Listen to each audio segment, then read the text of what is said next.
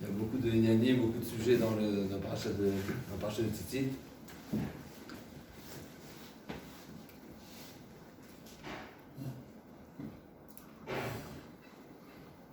Alors, on va démarrer peut-être par le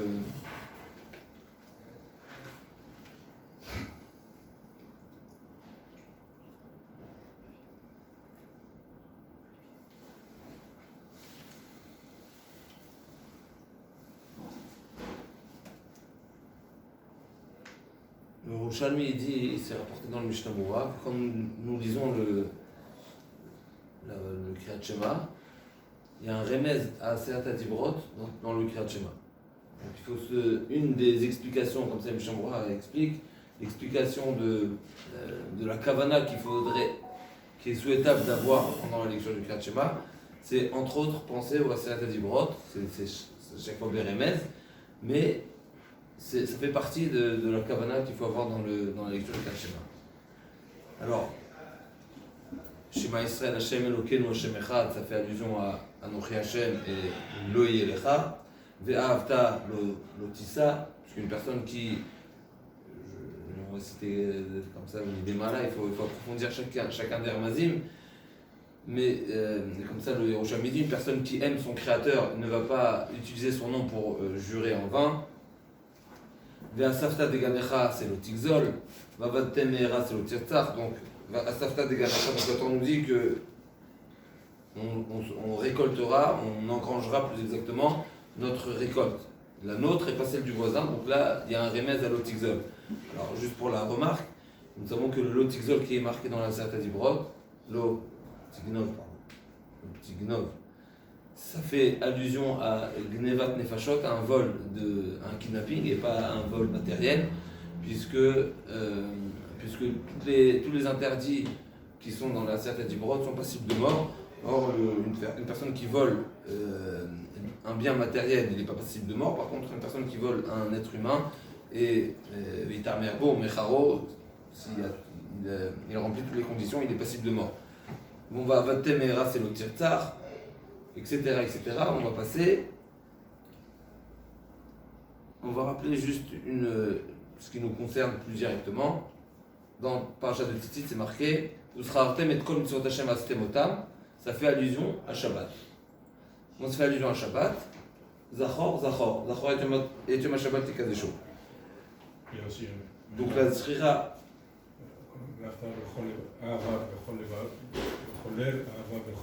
Ah non, arrête, tu connais déjà les antisèches, on arrive. Ça c'est pour. Quoi? La Shema et Shabbat. Et Shabbat, on y arrive. C'est pas une montre exactement, c'est une explication. En tout cas, dans la Zrira, on pourra remarquer que la Zrira qui est mentionnée, donc le rappel, à travers les tzitzit, on a cette possibilité de se rappeler des mitzvot, on va voir pourquoi. Et donc ça fait allusion au Shabbat, qui la mitzvah du Shabbat est Zachor et Yom Shabbat et Kadesho. Alors juste pour la parenthèse, cette semaine on était dans un autre contexte, on a parlé du sujet dans un autre shiur. On pourra remarquer que le Shabbat, nous savons qu'il est composé de Zachor et de Shamor. Alors c'est sûr que c'est marqué Zachor et Shamor Bedibour Echad, ils ont été entendus en une même voix, le mot Zachor et le mot Shamor, mais nous savons que dans la Torah, dans la Seat Adibrot que nous avons lu dans Parashat Yitro et donc à Shavuot, c'est marqué Zachor. Et c'est seulement dans Chumash Devarim, quand Moshe Rabbeinu répète les Seat Adibrot, c'est là qu'il dit Shamor. A priori, ça laisserait penser que malgré que Zachor et Shamor ont été entendus en même temps, mais le Zachor, a priori, il prime sur le Shamor. C'est sympa d'avoir le soleil en face. On a les spots, c'est là, bon. On attend le coucher du soleil. Donc le Zachor, donc a priori le Zachor il est dans le Parashat Yitro, c'est ce qu'on dit à Shavuot, a priori il prime sur le Shamor. Alors nous savons que le Zachor, non pas avec le tête, non ça va, ça va aller. Il va continuer à se coucher.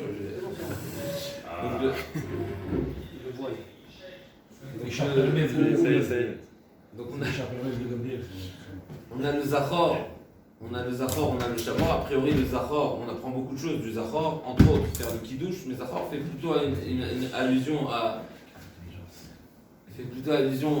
au commandement positif, et le Shamor négatif, puisqu'on sait qu'à chaque fois que c'est marqué Ishamer Pen Be'al dans la Torah, de manière générale, le terme de Ishamer, de Shmira, ça fait allusion à un lave, à un lotasé.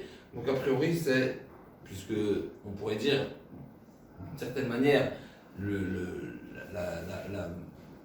l'expression essentielle, on pourrait penser de Shabbat, c'est lotasé kol melacha, c'est le lotasé, mais on voit par ailleurs que c'est le Zachor qui prime a priori, encore une fois, dans la Aseret Dibrot. C'est un petit peu difficile de dire ça, parce qu'on n'est pas en train de faire des différences entre les passages de la Torah, mais on pourrait remarquer que le Aseret Dibrot initial, si on veut, qui est à sa place et qui est, quand Akash Baruch Hu parle, c'est Zachor, et le deuxième, il est chaque qui vient en deuxième.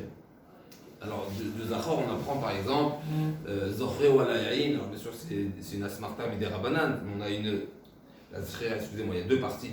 Le fait de la mitzvah de faire le Kiddush, qui est une mitzvah de Horaïta, de Mikadesh et Ayom, Miknisato Bitsiato, de mentionner que le jour du Shabbat il est Kadosh. Rachamim ont ajouté, et si on veut habiller cette mitzvah avec une coupe de vin à l'entrée et à la sortie du Shabbat, c'est-à-dire à l'entrée avec le Kiddush et à la sortie du Shabbat avec la Havdalah. Les deux, ça vient comme si on pourrait dire, on met le Shabbat en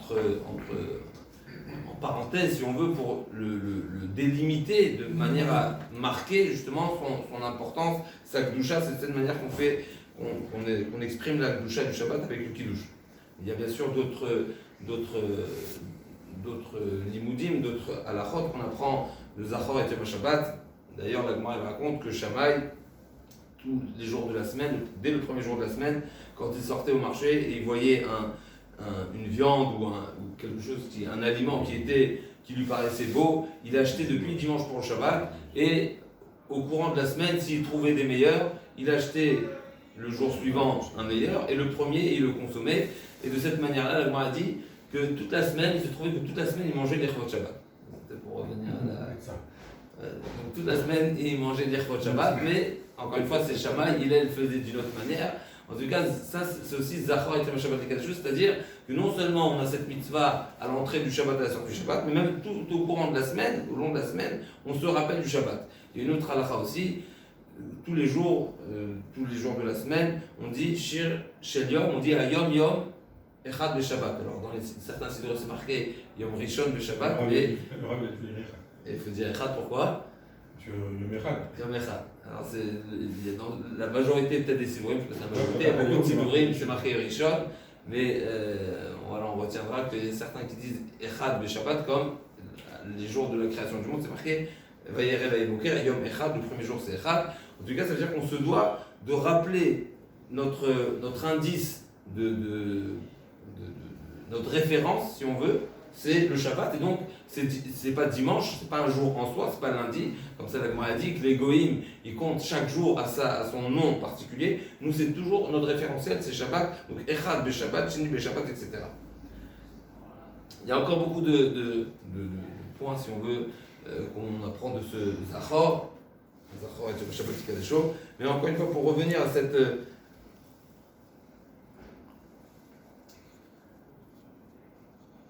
essayer de donner une petite explication comment comprendre que le Zachor il est essentiel par rapport au Shamor. D'ailleurs, ça aussi c'est une halakha marquée, que la personne le jour du Shabbat ne doit pas se retenir de faire une action, une activité, une melacha, donc parce par repos, parce qu'il a envie de flâner, mais justement pour le Shabbat. Zachor et Yom Shabbat, il faut que notre inactivité soit pour le Shabbat. Donc déjà, ça nous ouvre une porte que le Zachor, si on veut, il est essentiel par rapport au Shamor. Pourquoi? Parce que le Zachor nous amène au Shamor, dans le sens, non seulement le fait de rappeler et de vivre que nous sommes Shabbat, donc ça nous met à l'écart de l'interdit. Mais plus que ça, c'est que l'interdit ne doit pas être un interdit à part entière, mais il doit être un interdit qui est Nirvot Shabbat, parce que c'est Shabbat. Donc notre kavana Shabbat Lachem Elokecha, c'est l'Irvod Hashem, on a une obligation de ne pas faire de Melacha, justement, l'Irvod Shabbat. Alors pour revenir à notre paracha, Uzchartem, donc il y a un rappel du Shabbat, et donc il faudrait essayer de trouver un rapport, un lien entre la mitzvah de Tzitzit et la mitzvah de Shabbat. Je ne sais pas si on pourra éclaircir ça à Dassov, mais on va essayer de rappeler cette notion. Donc il y a un rapport entre Shabbat et Tzitzit. Il y a une Gemara qui nous dit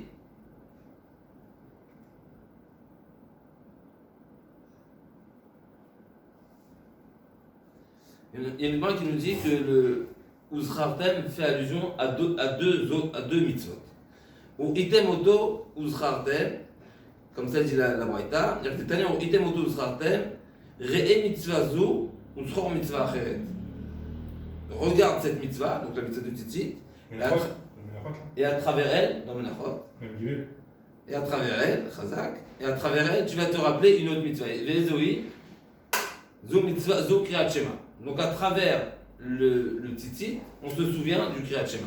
De quelle manière quel rapport entre le Tzitzit et le Kriyat Shema? Parce que nous savons que l'heure du Kriyat Shema, Ditnan, le Matai Kriyat Shema, Beshachrin, Mishaké, Ben Trelet Lavan. Donc le mitzvah Tzitzit, clairement, non seulement c'est un rappel peut-être général des mitzvot, mais la Gemara ici nous dit non, il y a plus que ça. Il y a une mitzvah particulière qui est dépendante, si on veut, ou en tout cas notre repère c'est le Tzitzit. Pourquoi? Parce que l'heure du Kriyat Shema, il est dès le moment où il y a Kir Ben Tret Lavan. C'est-à-dire, dans le Torah c'est marqué, on ira à partir à l'heure du lever. Quelle est la définition de l'heure du lever? Alors aujourd'hui on est un petit peu déboussolé parce qu'on est un petit peu victime de la montre, mais finalement, normalement, on est censé se lever pour le lever du jour. Une journée active, halachiquement parlant, à l'époque de la Gemara, pas seulement à l'époque de la Gemara elle amène des sources de David Améler, dans la Sochata Toalim, dans Vamtia, c'est du lever du jour à la tombée de la nuit. Ça veut dire la journée active, c'est toute la journée tant qu'il fait jour. Le jour et la journée active. Donc quand est-ce qu'on se lève? Juste avant le lever du jour. Donc, avant le lever du jour. Mais pour autant, c'est pas au lever du jour qu'on pourra faire le Kriyat Shema. Le Kriyat Shema, on pourra le faire Miché Akir. C'est quoi Miché Akir? C'est il fait suffisamment jour que je puisse reconnaître Ben Tret Lavan, Miché Akir, Vechukar Bahamot. Est-ce que c'est le même chir ou pas? On ne va pas rentrer dans toutes ces finesses, mais il faut savoir qu'il y a un grand chidouche concernant cette différence-là de temps, puisque nous savons que le Zman de Tfila, à partir de quand on peut faire Shacharit le matin? Alors, le Chatrila, c'est net. Mais essentiel, mais Diavad, ou même dans des cas, ce serait même le Chatrila, à partir du Halot HaShachar. Pourquoi? Parce que le Halot HaShachar, le lever, il y a le lever du jour et le lever du soleil. Le lever du jour, il s'appelle Halot HaShachar. À partir de ce moment-là, ça s'appelle la journée. Donc à partir du moment où c'est jour, je peux déjà faire la Tfila qui est en parallèle avec les korbanot, qu'à partir du lever du jour, je peux faire les korbanot. Le Kriyat Shema, je ne peux pas encore le faire. Pourquoi? Il faut Miché Akir, c'est un temps après. Et donc on voit clairement qu'il y a cette dépendance, si on veut, de clarté. Alors une personne, si on va ouvrir une parenthèse parce que ça a été levé, mais une personne, c'est méforage dans le Shulchan Aruch avec l'explication du Mishnah Berurah, une personne qui doit voyager, il a une raison particulière, alors pour lui, déjà premier chidouche, pour lui, de faire la tfila à partir du Halot HaShachar, c'est pas un diavad, ça rentre dans les Chatrila, premièrement. Ça veut dire même pour une personne qui ne doit pas voyager, non, c'est un grand chidouche, c'est une finesse. Une personne qui ne doit pas voyager, une personne qui a la possibilité, une personne qui n'est pas un ouvrier, une personne qui n'est pas. Les Chatrila, c'est le net. Et de faire avant le net, c'est le diavad. Une personne qui doit voyager, pour lui, les Chatrila, il peut faire à partir du Halot HaShachar, à partir du lever du jour. Le lever du jour, c'est déjà le début de la journée. Maintenant, la question qui est posée, on vient de dire que le Kriyat Shema, c'est seulement après. Alors la question elle est, est-ce qu'il fera le Kriyat Shema avant la Hamida, et donc il fera avant l'heure, et il va gagner ce que la Gemara nous dit, que Ezeu ben Haolam Haba, Zeh Somer Geoula Tfila, qui a une très grande chashivut de juxtaposer le gars d'Israël, donc le Kriyat Shema avec les brachot, le Kriyat Shema et la Hamida, ou bien non, vaudrait mieux qu'il fasse le Kriyat Shema en route, qu'il le fasse même en état de voyage, et ne pas être sommaire Géoula et Tfila pour le faire en son temps. Alors le Mishnah Moura dit, l'Echatrila vaudrait mieux faire la Tfila au Halot HaShachar, la Tfila tout seul, la Hamida tout seul, et en chemin il fera les brachot de Kriyat Shema avec le Kriyat Shema, en décalé, en désordre.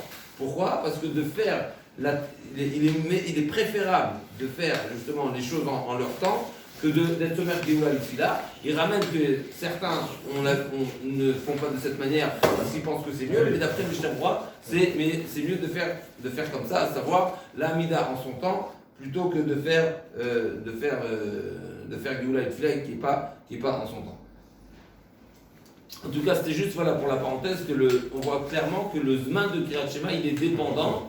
En tout cas, il y a un lien étroit entre le moment du Kriyat Shema et la mitzvah de Tzitzit. Alors non, c'est ce que la Chachamim sont d'Oresh, ou Item Oto, à travers la vision de Tzitzit, on va se souvenir qu'il y a une autre mitzvah qui s'invite à nous, à savoir le Kriyat Shema. Deuxième explication. Donc on peut commencer la tfila, mais pas la finir. On peut aller jusqu'à Baruch Hu et on attend. Et après, tu fais la mine. C'est-à-dire, si quelqu'un doit voyager, il fait Ishtaba, il fait jusqu'à Ishtabar, il peut faire jusqu'à Ishtabar. Les brachot et shachar, de toute façon, on peut les faire même la nuit. Après, il y a noter un circuit, c'est peut-être un problème, mais en tout cas, il y a les brachot et shachar, une personne qui se lève en pleine nuit.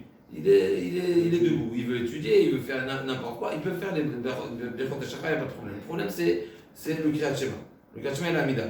Donc, d'après ce qui est retenu à l'Alacha, il fait la Hamida tout seul, donc il ne fait pas Yotzeror, ni Avatolam, ni Kriyat Shema, il fait la Hamida directement, et après il fait Yotzeror, Avatolam, Kriyat Shema, et également. Et après la Hamida. Et les souk et les Zimra, il peut le faire. A priori, il fait Psuké, il fait Baruch She'amar, Psuké Zimra, Ishtabar, parce que tout ça c'est une introduction à la Tfila, donc a priori ça rentre dans l'heure de la Tfila, mais le Kriyat Shema et les barots de Kriyat Shema, il les fera après. Donc première explication, donc le Kriyat Shema, les tzitzit nous rappellent le Kriyat Shema. Deuxième explication, Tanya Idar, Uvritem Oto Usrartem, Re'e mitzvah zuzru mitzvah red asmuchala, vezu mitzvah tkilaim, yirtiv lo tilbash shatnez, temer upishtim yardav, dim ta'aselach. Donc là, il y a une mitzvah qui est juxtaposée à celle de tzitzit, c'est l'interdit de kilaim. Donc on sait bien qu'il y a un interdit de porter, de se vêtir ou de se couvrir avec un habit qui est mélangé, que son tissu ou sa fibre, choix tavoui vénou, il y a toutes les définitions de qu'est-ce qui est shatnez, mais l'idée essentielle est un tissu qui est à base de lin et de laine mélangé, c'est interdit de le porter, et donc le mitzvah de Kriyat Shema nous rappelle une autre mitzvah qui est le shatnez. Alors la question bien sûr elle se pose, Bishlama, le Kriyat Shema, alors, excusez-moi juste avant ça, dans la Torah, c'est marqué Usrartem et kol mitzvot Hashem aztemotam. Donc a priori, le tzitzit est là pour nous rappeler toutes les mitzvot. D'ailleurs, c'est marqué Shkula tzitzit keneged kol mitzvot. Pourquoi? Justement parce que ça nous rappelle toutes les mitzvot. J'avais compris. Rachid dit les 13 filles, les machins, ça n'a rien à voir. J'avais compris ça. On arrive, c'est des yanim. Alors, c'est quoi ta question? En quoi les tzitzit plus que les tfilines? Moi, les tfilines, c'est toute la Torah. Pourquoi les tzitzit, c'est toute la Torah? Rachid dit parce que lui, 600 les matériels tzitzit plus les 1000. Alors, ça c'est un remède. C'est sûr que c'est un remède. Mais essentiellement. Donne-moi une vraie raison. Une vraie raison, c'est parce que le trelet, il rappelle le yam, et le yam, le shamaï, c'est la mitzvah de trelet. Ça rappelle la mer. Pas les mitzvot. Il a fait mode. Alors, quelqu'un qui se rappelle. Le rappel des mitzvot, ça ne veut pas dire, quand on dit Shakul Keneged Kol Torah, parce que ça rappelle les mitzvot, ça veut dire finalement, on voit l'importance d'une mitzvah qui nous met en condition, qui nous booste vers l'accomplissement des autres mitzvot, malgré qu'elle, dans sa valeur même propre, elle n'a pas un grand niveau en soi. Ça veut dire qu'on sait bien que si on viendrait comparer l'importance des mitzvot, c'est-à-dire, par exemple, une personne n'a pas les moyens d'acheter tzitzit et tfilin. Il a, alors c'est peut-être pas un bon exemple parce que c'est pas le même prix, mais imaginons, il n'a pas de quoi acheter le loulav et le tzitzit. Qu'est-ce qu'il fait? Il achète un oula, bien sûr. À moins qu'il ait la possibilité de Oui, l'emprunter, parce que etc. si t'as pas 4 points, t'es pas obligé de le mettre. Ouais. Alors pour plusieurs raisons.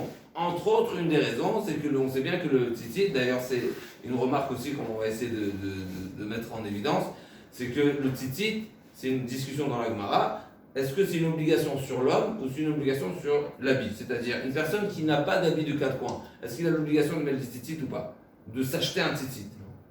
Réponse non, c'est comme ça qu'on conclut la halakha, que le tzitzit c'est une chovat mana, c'est-à-dire c'est une obligation qui s'impose à nous quand on est habillé d'un habit qui a 4 coins. Mais tant qu'on n'a pas cet habit, on n'a pas d'obligation de se procurer un habit. C'est une mitzvah, mais ce n'est pas une obligation.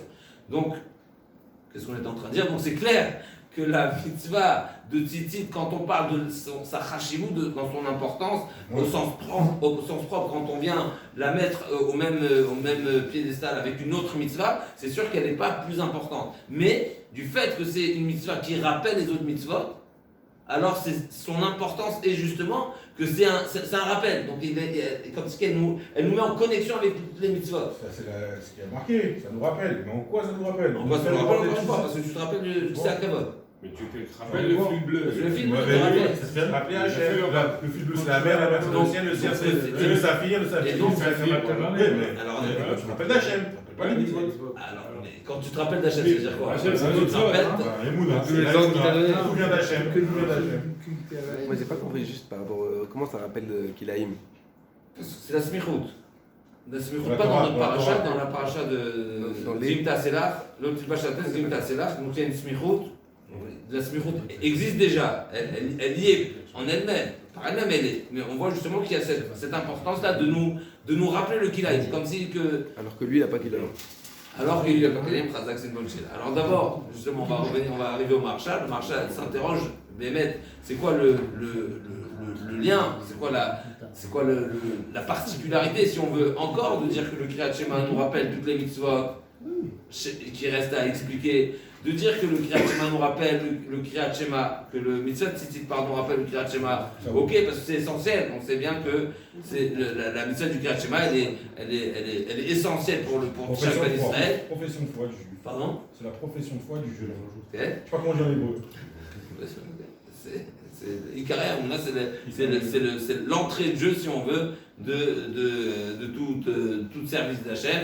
Donc on comprend pourquoi l'importance, si on veut, en tout cas on comprend aussi surtout pourquoi dans la Torah c'est marqué Et Kol Mitzvot Hachem. Pourquoi Kriyat Shema il est appelé Kol Mitzvot Hachem? Par son importance. Et le marchand d'ailleurs il ajoute, si je ne me trompe pas c'est le marchand qui ajoute, que la Gemara dans Makot nous dit que nous avons 613 mitzvot, mais va Chabakouk Ve'midan Alachat. Ça veut dire que chacun, à plusieurs époques, David, etc., chacun est venu à contracter, si on veut, la Torah, pas pour dire qu'il n'y a pas 613 mitzvot, mais pour dire qu'il y a des mitzvot qui sont Inclus. Ils ne sont pas inclus, mais que l'idée, peut-être, l'idée maîtresse de la totalité des mitzvot, Chabakouk, il a trouvé qu'il y a une mitzvah, il y a une idée qui est motrice pour toutes les mitzvot. C'est laquelle? Tzadik be'emunato yechyeh. Donc le pasteur nous dit que le tzadik, c'est avec sa emuna, il vivra avec sa emuna. Et a priori, la emuna est motrice pour toutes les mitzvot. J'ai vu d'autres mefarshim qui disent aussi le Haftarah HaKamocha. Ils ne sont pas expliqués, je crois que c'est le Kliyakar, si je ne me trompe pas. Il ramène que le Haftarah HaKamocha aussi, il dit Zeklal Gadol Batorah, il le met dans la même. Pourquoi tu veux le schéma?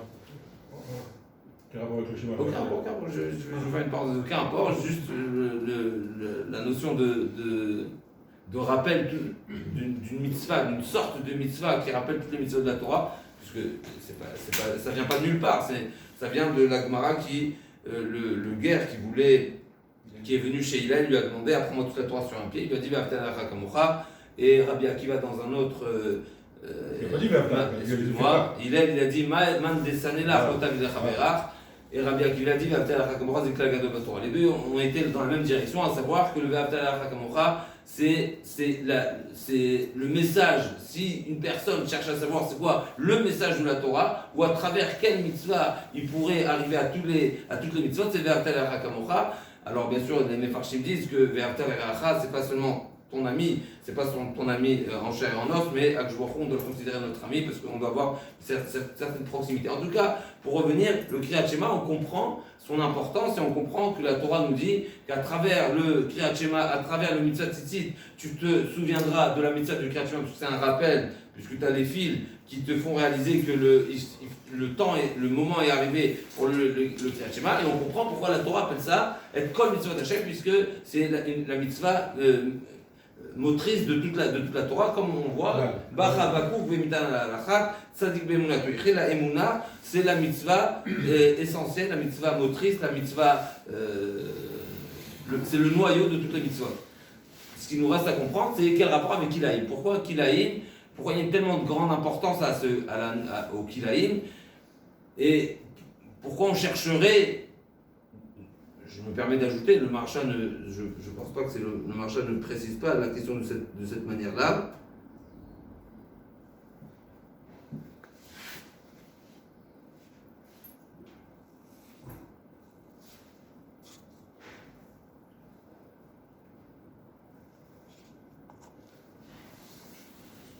Donc c'est intéressant de savoir pourquoi la Torah a appelé la mitzvah de Kilaïm Kol Mitzvot Hashem. A priori, mitzvah de Kilaïm, c'est une mitzvah qui est très ponctuelle. C'est vrai, le Kilaïm il est très large parce qu'il n'est pas seulement dans l'habit. Là, ça fait allusion à l'habit, mais on sait bien que le Kilaïm soit dans les greffes, soit dans les accouplements entre les animaux, que ce soit l'otacharosh beshor chamor yartav, on n'a même pas le droit de labourer avec deux espèces différentes, etc. Donc le Kilaïm il est très large, c'est vrai, mais à tel point de donner et de chercher, si on veut, un rappel à cette mitzvah comme si c'était une mitzvah particulière, en tout cas, on ne voit pas le rapport, on ne voit pas le poids et la mesure par rapport à Kriyat Shema. Kriyat Shema on comprend, Kilaïm on ne comprend pas. C'est ça monte dans ma cote, puisque ce que tu viens de dire, Habakkuk c'est page 24, et Kilaïm c'est page 23. Donc c'est une page près. On n'a pas besoin d'arriver à ma cote, c'est la Gemara qui le dit ici. Mais la question est de pourquoi, c'est quoi cette signification? Pourquoi, justement, c'est quoi l'importance, c'est quoi la signification, c'est quoi l'idée qui se cache derrière cette notion de Kilaïm?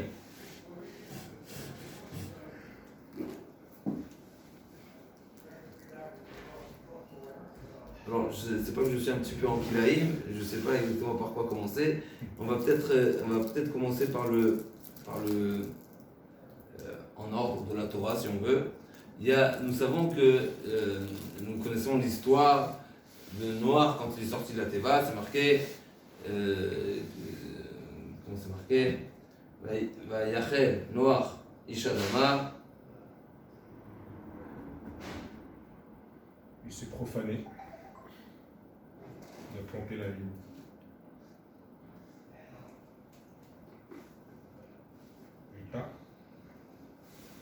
Vayachel Noach Ish Adama Veita Karen. La Gemara elle soulève combien de vaï il y a dans ce pasouk. Vayachel, Vayesht, Vayishkar, Vaï, c'est une lamentation. Et la Gemara, oui, le Chachamim reproche à Noach d'avoir planté une vigne en sortant de la Teva à 6 reprises. Donc il a été gourem beaucoup de malheurs, si on veut. Alors, une des explications, on avait parlé peut-être, si je ne me trompe pas, c'est le Kiliaka. Pourquoi Noach s'est vu, alors c'est sûr que c'était des Nissim, puisqu'il est sorti, il a trouvé de quoi planter, il a trouvé de quoi. C'était un S que le jour même ça a poussé, le jour même il en a fait du vin, etc. Donc c'est sûr que c'était un S. En tout cas, c'était quoi sa direction? Pourquoi il a planté une vigne? Ce qu'il faut savoir, c'est une des rares fois où c'est marqué dans la Torah, Vaydaber Elohim, où il y a les deux Midot Adin Daber et Elohim. Daber et Elohim, là, Daber c'est une Amira, c'est un Dibour, c'est caché, et Elohim c'est Din. Un des endroits, il y a aussi dans Vaïra, on y arrive, un des endroits où c'est marqué Vaydaber Elohim, c'est dans Parashat Noach, où Akjouachou demande à Noach de sortir de la Teva. Pourquoi il y a eu besoin de s'exprimer comme ça d'une manière digne? Quelque part, Noach, il avait cette difficulté. Imaginez-vous, on se retrouve du jour au lendemain avec un monde complètement exterminé, déserté. Il est le seul sur Terre. Il y avait des générations avant Noir. Mais Adam à Noir, il y a eu 10 générations. Il y avait une activité, il y avait une population. Il sort, il n'y a personne. Lui, et ce qui était dans la terre. Il faut rebâtir à zéro. Mais c'est dur. Il faut avoir le moral. Qu'est-ce qu'il a fait, Noir? Il a pris un coup. Il a bu un coup. Alors, il faut se donner il faut se donner. Donc c'était dans une bonne intention. Ouais. Il faut donner. Non seulement il faut se donner, parce qu'il faut se donner d'abord, il faut se donner il faut se faciliter, il faut ouvrir les ports. Et il faut aussi Bessimcha, parce qu'une avoda qui n'est pas Bessimcha n'a pas la même valeur. Donc ce qui est sûr, c'est qu'il avait une kavana positive, et quand même, Chachamim lui ont reproché. Alors bien sûr, il faudrait expliquer, il en est où le reproche, et a priori, le Noir, selon son niveau, on lui reproche qu'il aurait, a priori, pas eu besoin de faire appel au vin pour être Bessimcha. Ça veut dire, par le fait même, c'est une explication, je ne serais pas capable de vous ramener la source, mais en tout cas, c'est une proposition d'explication. Si Chachamim viennent à reprocher Noir, ça veut dire que, comme si il a fait appel à un moyen extérieur qui ne lui était pas, si on veut, selon son niveau, à faire à ce moment-là. En tout cas, le Noir a bu, Noir a fini par se saouler, et malheureusement, il s'est découvert. Qu'est-ce qui est marqué à la suite de la paracha? Vaikar Shem vayefet dasimla, vayasimu al shechem shenehem, vayelchu achoranit. Donc, Shem et Yefet, Vaikar, c'est au singulier, Shem vayefet.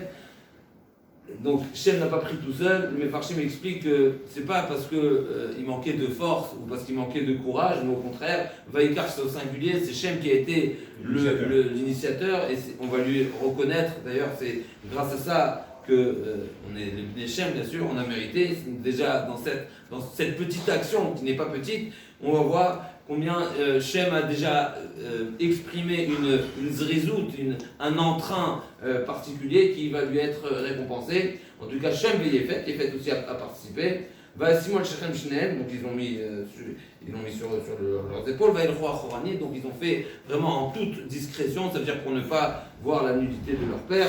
Ou Fne Machorani, donc la Torah nous détaille vraiment en grand détail de quelle manière ils ont fait, Vervat Aviem Lorao, et tous ces détails, les Mefarshim m'expliquent, c'est justement pour montrer combien ils étaient pudiques, combien ils ont pris au sérieux cette importance-là de ne pas avoir la nudité de leur père, de faire Bekavod. Et bien sûr, une des explications, c'est qu'ils ont pris à deux justement pour que ce soit la manière la plus agréable de recouvrir. Et parce que quand on vient recouvrir seul, finalement, techniquement, on n'est pas aussi habile, on n'est pas aussi, ça se fait pas dans la même douceur que quand on est à deux. En tout cas, tout ça, ça va dans le sens où Shem, essentiellement, a été l'initiateur d'une grande action de Tzniut. Qu'est-ce qu'il a mérité par cette action? Rachi rapporte. Vaikar et Tassimla, qu'est-ce qu'il a mérité? Il a mérité le tzitzit. Il a mérité le tzitzit, ça veut dire cette action-là de Tzniut lui a donné le mérite de Srar mitzvah. Nous savons que le fruit et la récompense d'une mitzvah, c'est de nous offrir une mitzvah. Ça veut dire que finalement, c'est comme un investissement. Quand on investit, on a un capital, et le bénéfice suivant devient un futur capital, et donc le capital ensuite, bien sûr, ça génère des intérêts. C'est exactement ce Srar mitzvah. Bien sûr, c'est un petit peu rabaisser la notion, mais Srar mitzvah, ça veut dire qu'une fois qu'on rentre dans une dynamique de mitzvot, Akshboron nous présente des mitzvot facilement, parce que justement on a exprimé notre envie, notre entrain vers notre soif envers Hachem. Hachem nous offre une possibilité davantage. En tout cas, quel a été le mérite? Qu'est-ce qu'il a mérité? Il a mérité le tzitzit. Le Rehem pose une question qui a priori. J'ai pas vu le Rehem. Qu'est-ce qu'il demande à Abraham quand tu es avec Melchisedec? Ça se voit que tu es dans Sota. Non, parce que j'avais la question. La Gemara dans Sota, elle fait mal. La Gemara dans Sota dit que par quel mérite nous avons mérité le tzitzit, c'est par le mérite d'Abraham Avinu qui a dit, quand Abraham Avinu est parti en guerre pour sauver Lot, alors il n'a pas sauvé seulement Lot, puisqu'il a fait la guerre contre les 4 rois qui avaient gagné les 5 rois, et donc les rois vaincus sont venus, donc Sodome, plus précisément, c'est marqué, Vetemer Sodome, donc Sodome qui était le vaincu des autres rois, quand Abraham Avinu a combattu les rois qui étaient les vainqueurs, donc les vaincus sont venus être reconnaissants envers Abraham Avinu et proposer de partager le butin, et Abraham Avinu a renoncé à ce partage-là. Il a précisé comme ça, je jure de ne pas prendre même pas un lacet, et Srochnal, c'est deux. Un fil et un lacet. Un fil et un lacet. Et la Gemara dit dans Sota que par le mérite que Abraham Avinu s'est retenu de partager ce butin, il a mérité 2 mitzvot, à savoir le route de Tzitzit et la retzua de Tfilin. Donc on a mérité. Donc la question qui est posée, a priori, c'est qu'il y a une contradiction. En tout cas, pas une contradiction, mais a priori, est-ce qu'on viendrait dire que les deux midrashim, que les deux explications, les deux interprétations des psukim ne concordent pas? Et le Kliyaka répond, ça peut se marier, et bien mettre le tzitzit, il est composé, puisque le tzitzit vient sur un habit.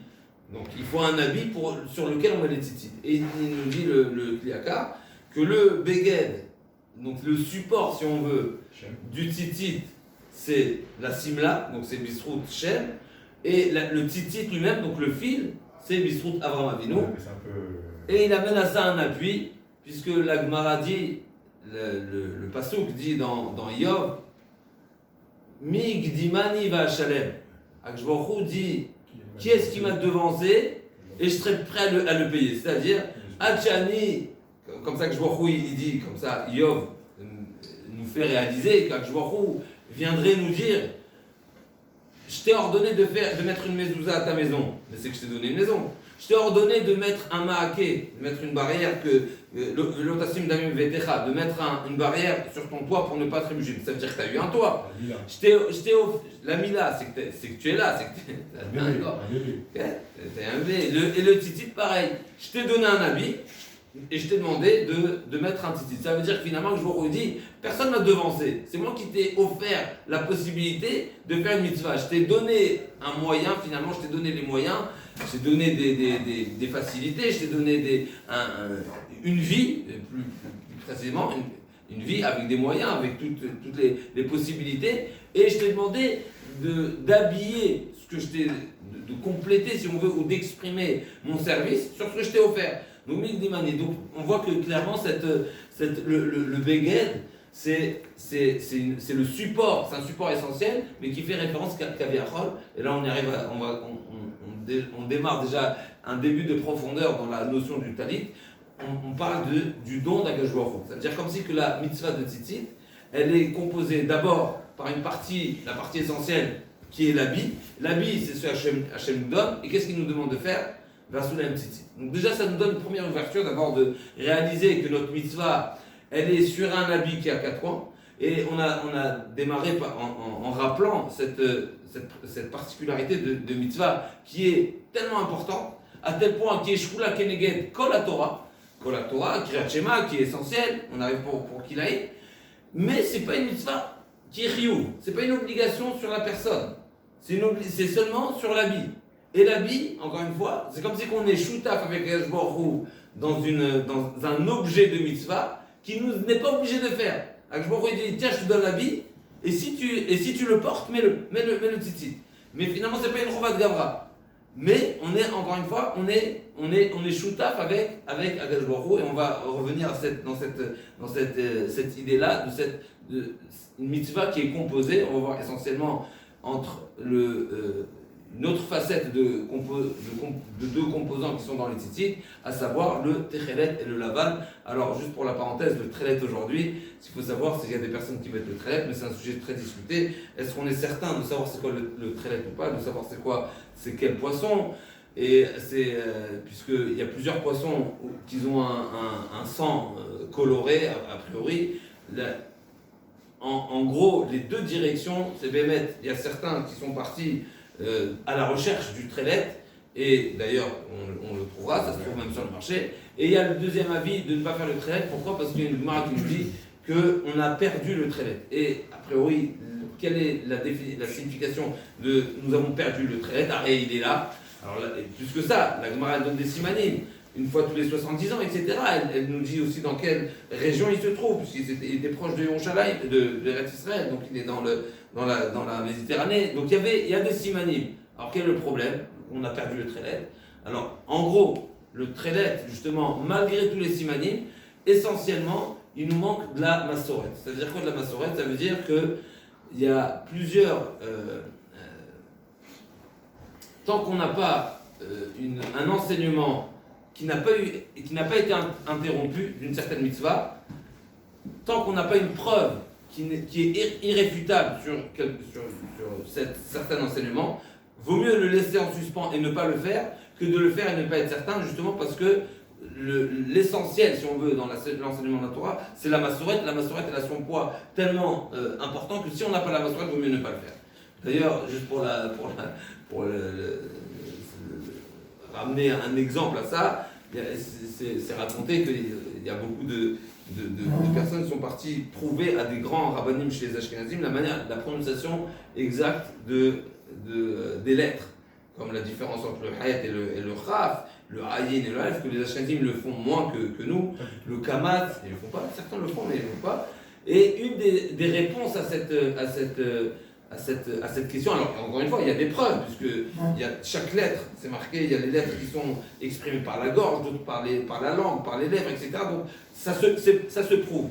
Et Bechorot, si je ne me trompe pas, c'est le Chazon Ish qui a refuté toutes ces preuves-là, en disant que si nous, les Sfaradim, on peut amener un témoignage qu'il y a eu une massorette sans interruption, alors il serait obligé, l'Ashkenaz, de se plier aussi à cette massorette.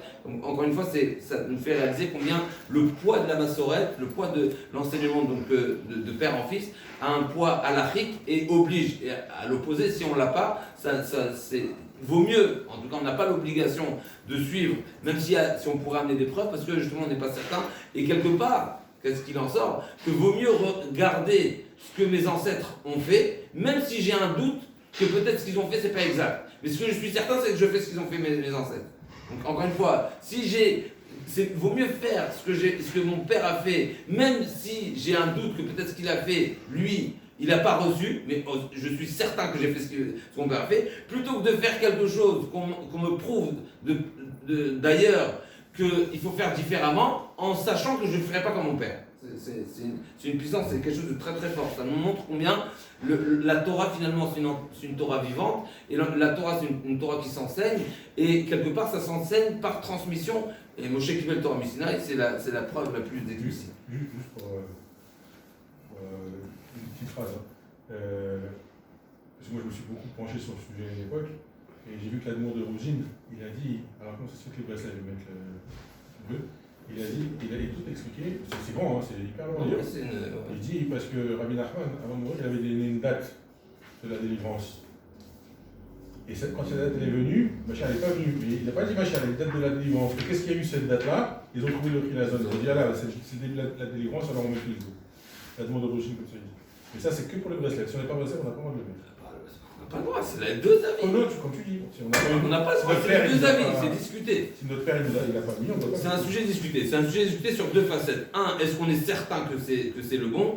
Deuxièmement, même si on a toutes les preuves, parce que les preuves, elles sont même discutées, il y a plusieurs. Il y a une discussion sur les preuves, même si on accepte les preuves, est-ce que vaut mieux aller selon les preuves ou vaut mieux aller suivre la massorette? C'est deux points de discussion.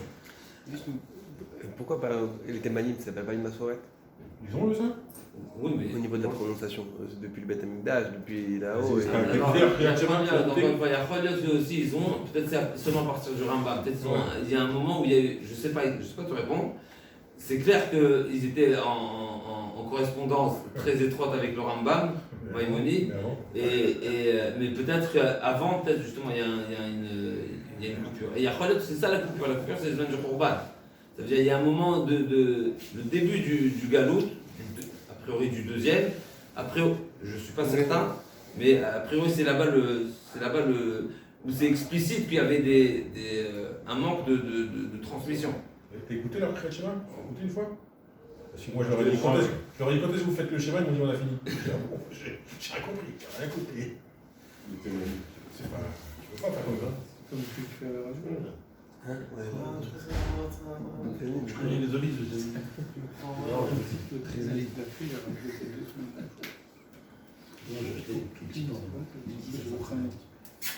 Alors pour essayer on va essayer de réunir un petit peu et on va voir peut-être, je ne sais pas si on va réussir à tout dire, mais on va essayer de réunir. Il y a un kliyakar magnifique sur la paracha et qui va nous expliquer la Gemara qui nous dit de quelle manière, à travers le tzitzit, on se rappelle de toutes les mitzvot. Alors la Gemara dit, pourquoi? Parce que le tzitzit il est très laid, donc il est bleu azur, il nous rappelle l'eau de la mer nous rappelle le ciel, le ksiakavod qui est aussi de cette couleur qui est saphir, puisque nous savons bien que la Gemara dit que Rabbi Akiva a mis en garde ceux qui étaient à des hauts niveaux, qui pouvaient arriver Kaviachol au Pardès. Il leur a dit faites attention quand vous arrivez là-haut, quand vous avez ces visions de ce qui se passe là-haut, vous allez voir une couleur bleue, ne dites pas c'est de l'eau, parce que c'est pas de l'eau. Et celui qui dit que c'est de l'eau, Dovershkarem, Loïkon Negedena, je ne suis pas sûr que c'est la chaîne du Passouk, une personne qui exprime un mensonge, même si c'est pas dans l'intention de mentir, il s'est juste exprimé, parce que ça va être tellement, éblouissant, ou je sais pas, si on va croire que c'est de l'eau, ça veut dire que ça pourrait ressembler à un océan. Donc ça peut être tellement choquant que la personne, par expression, va dire ouais, il y a de l'eau. Celui qui dira ça, il ne vivra pas. Pourquoi? Parce que là-haut, loïkon le negedena, une personne qui dit un mensonge, là-haut, il est proche de la cour. Oui, Shamaï. Oui, mais c'est pas. Là, on parle du ksakavot, c'est encore plus haut. C'est au-dessus encore. Alors le kliyakar va expliquer c'est quoi ces deux notions de Shamaïm, de Maïm et Shamaïm et ksakavot. Pourquoi en étape? Alors déjà, il y a une